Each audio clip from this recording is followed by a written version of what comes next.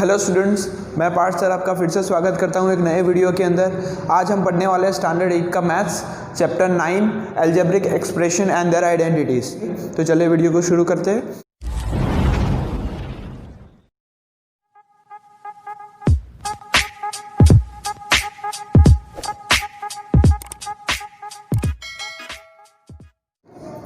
First of all expression होता क्या है?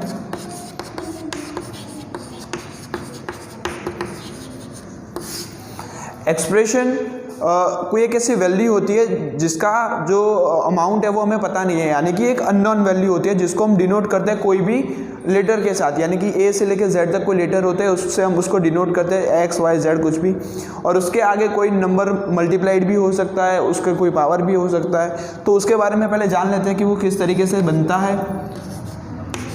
सपोज मान लीजिए कि 5x² ये एक एक्सप्रेशन कहलाता है, एक अलजेब्रिक एक्सप्रेशन है, बट इसके अंदर जो जो चीज़ें हैं उसको पहले हम जान लेते हैं, उसके बाद हम उसके आइडेंटिटीज़ के बारे में जानेंगे।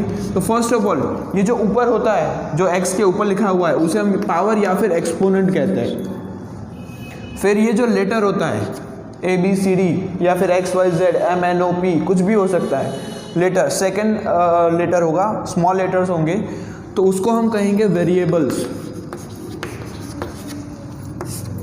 और उसके आगे जो नंबर मल्टीप्लाई किया होता है उसे हम कहते हैं न्यूमेरिकल कोएफिशिएंट।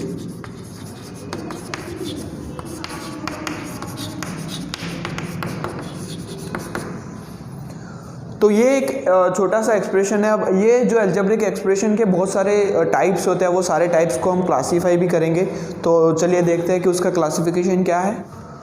तो अलजेब्रिक एक्सप्रेशन को क्लासीफाई किया जा रहा है 3 कैटेगरी के अंदर। उसके टर्म के ऊपर डिपेंड करता है कि उसका जो टाइप है वो कौन सा है। तो उसका सबसे पहला टाइप है मोनोमियल। मोनो ये वर्ड ही इंडिकेट करता है सिंगल, मोनो यानी कि 1। तो अगर सिर्फ एक टर्म है तो वो कहलाएगा मोनोमियल, जैसे कि 2x हो गया, 3y² हो गया, ऐसे करके जो भी टर्म होता है उसको कहा जाता है मोनोमियल। तो ये सिंगल टर्म है, इसीलिए हम उसको कहते हैं मोनोमियल। फिर आता है बाइनोमियल। नाम से पता लग जाता है बाइनोमियल, बाई यानी कि 2, तो यानी कि कोई ऐसा एक्सप्रेशन जिसके अंदर 2 अलग अलग टर्म है। अब टर्म कैसे पता चलेगा कि कैसे 2 हो रहे हैं या 3 हो रहे हैं? तो कोई 2 अलग अलग एक्सप्रेशन के बीच में प्लस या माइनस का सिंबल हो तो हमें ये आइडेंटिफाई हो जाता है कि इसके अंदर 2 टर्म है। एग्जाम्पल के तौर पे 2x + 5y, तो ये अलग टर्म है, ये अलग टर्म है, बीच में एक प्लस, यानी कि ये पूरा अलजेब्रिक एक्सप्रेशन है जिसके अंदर 2 अलग अलग टर्म है। तो ये 2 अलग टर्म वाला है, इसीलिए इसको हम कहेंगे बाइनोमियल। चलो उसके बाद आता है ट्रिनोमियल। अब ट्रिनोमियल ऑब्वियसली नाम से ही पता लग जाएगा कि इसके अंदर टोटल 3 टर्म होते हैं।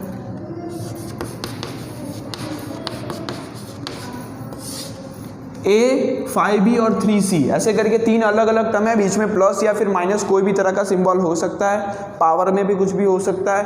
बट अगर 3 अलग अलग टर्म से अगर कोई अलजेब्रिक एक्सप्रेशन तैयार होता है तो हम उसे क्लासीफाई करेंगे ट्रिनोमियल के अंदर। अलजेब्रिक एक्सप्रेशन को एक और तरीके से भी क्लासीफाई किया जा सकता है अकॉर्डिंग टू देयर पावर। जो उसका पावर है उसके ऊपर डिपेंड करता है कि वो अलजेब्रिक एक्सप्रेशन जो है वो उसको कौन से टाइप में हम डालेंगे। तो सबसे पहला जो है उसे हम कहते हैं लीनियर। अब लीनियर एक्सप्रेशन कौन सा होता है? लीनियर अलजेब्रिक एक्सप्रेशन क्या होता है?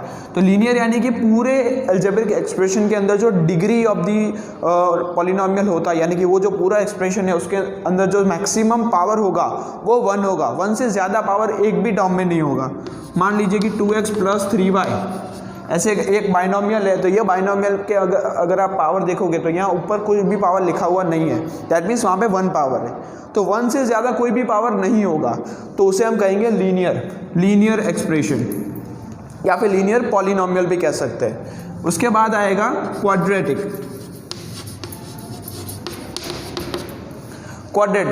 में ऑब्वियसली 2 पावर होगा, यानी कि जो भी एक्सप्रेशन है उसके ऊपर पावर 2 लिखा होगा, यानी कि 5x² + 3y + z, ऐसे करके एक ट्रिनोमियल है जिसका आप मैक्सिमम पावर देखो, तीनों टर्म में मैक्सिमम पावर है 2।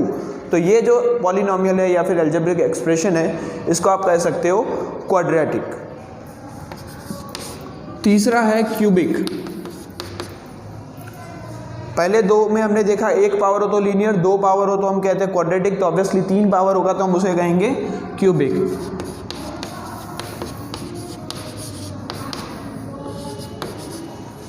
तो इस तरीके से ये देखिए ये ट्रिनोमियल है, ट्रिनोमियल के अंदर देखो मैक्सिमम पावर, तीनों टर्म के अंदर मैक्सिमम पावर 3 है।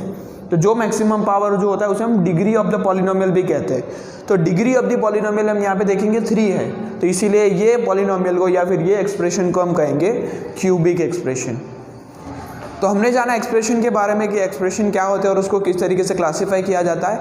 अब वही एक्सप्रेशन को लाइक और अनलाइक टर्म्स में भी क्लासीफाई किया जाता है। अब लाइक और अनलाइक टर्म क्या होते हैं, तो वो डिपेंड करता है उसके वेरिएबल के ऊपर और वेरिएबल के पावर के ऊपर। तो एग्जाम्पल के तौर पे मैं यहाँ पे लिख रहा हूँ 5x² और यहाँ पे लिख रहा हूँ 3y। तो ये दोनों टर्म का वेरिएबल देखिए आप, वेरिएबल यहाँ पे x है और यहाँ पे वेरिएबल y है, यानी कि दोनों मिसमैच कर रहा है, दोनों अलग अलग है, इसलिए ये दोनों टर्म जो है वो कहलाएंगे अनलाइक टर्म, अनलाइक टर्म कहलाएंगे। अगर एग्जाम्पल के तौर पे यहाँ पे मैं लिख रहा हूँ 3x और यहाँ पे है 3x², ठीक है, तो यहाँ पे आप देख सकते हो वेरिएबल सेम है, दोनों का वेरिएबल x है, बट दोनों का पावर आप देखिए यहाँ पे पावर 1 है और यहाँ पे आप पावर देख सकते हो पावर 2 है, तो ये भी अनलाइक टर्म हुआ। तो फिर लाइक टर्म किसे कहेंगे, ये दोनों अनलाइक है तो फिर लाइक टर्म किसे कहेंगे। सिंपल, लाइक टर्म्स अगर आपको चाहिए तो उसके लिए दोनों का वेरिएबल और दोनों वेरिएबल का पावर भी सेम होना चाहिए, तो ही वो लाइक टर्म कहलाएगा।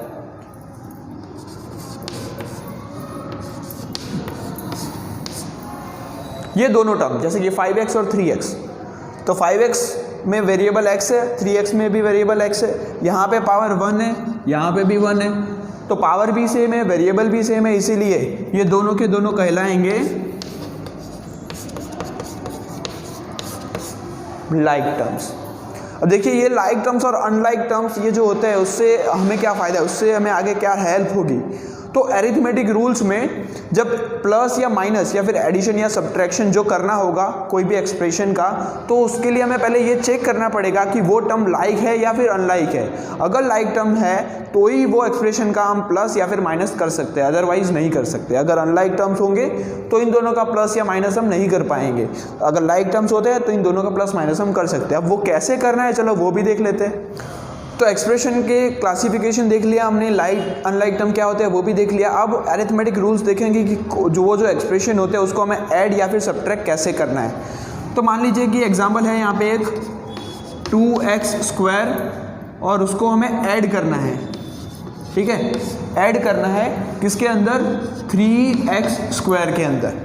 ये दोनों टर्म सबसे पहले हमें ये चेक करना है कि ये दो टर्म लाइक टर्म्स है कि अनलाइक टर्म्स है। तो चलो चेक करते हैं। सबसे पहले वेरिएबल नोट करेंगे, वेरिएबल है दोनों में x और दोनों का पावर नोट करेंगे। ऑब्वियसली दोनों का पावर 2 है तो ये दोनों लाइक टर्म्स है। अब लाइक टर्म्स का एडिशन कैसे करना है, तो जो भी लाइक टर्म्स है सबसे पहले बीच में सिम्बॉल डाल दो, दोनों टर्म्स के बीच में सिम्बॉल डालेंगे एडिशन का, प्लस का। अब दोनों का जो कोएफिशिएंट है, कोएफिशिएंट क्या होता है, न्यूमेरिकल कोएफिशिएंट, जो उसके आगे नंबर मल्टीप्लाई किया होता है वो। तो यहाँ पे है 2 और यहाँ पे है 3, तो सिर्फ और सिर्फ वो दोनों टर्म का ही हम प्लस करेंगे। और ये जो पीछे x² लिखा हुआ है वो नॉर्मल जैसा है वैसा का वैसा रख देंगे, ठीक है, ये रख दिया x² और 2 + 3 यानी कि 5 हो गया एडिशन। तो सेम रूल अप्लाई होगा माइनस के लिए भी। एग्जाम्पल ले लेते हैं,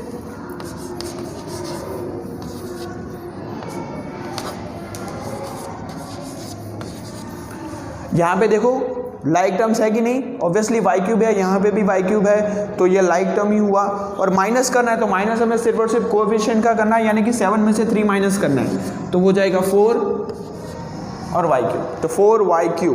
तो इस तरीके से हम दो अलग अलग एक्सप्रेशन का प्लस और माइनस कर सकते हैं। सिर्फ रूल को ध्यान में रखना है कि लाइक टर्म हो तो ही हम प्लस करेंगे या फिर माइनस करेंगे।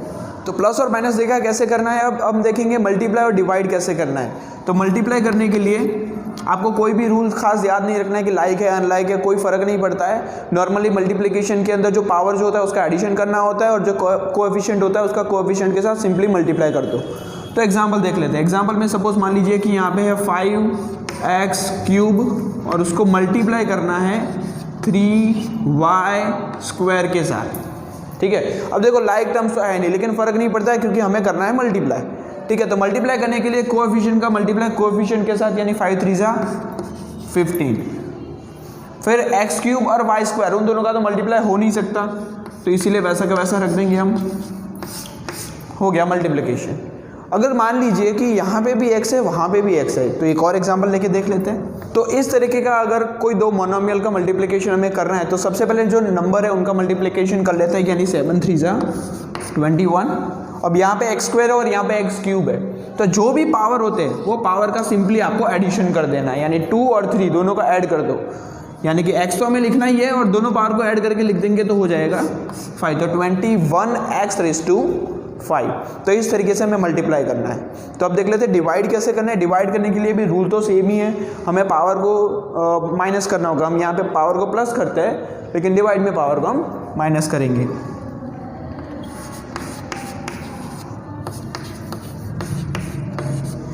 तो इस तरीके से एक एग्जांपल है 2x⁻5 divide by x square.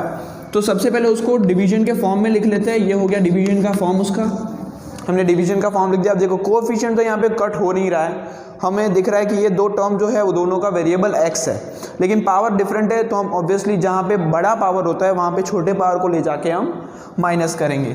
तो 2 ऊपर जो है, x भी ऊपर है, वैसा सेम टू सेम रहे, 2 जो है वो ऊपर आके माइनस हो जाएगा।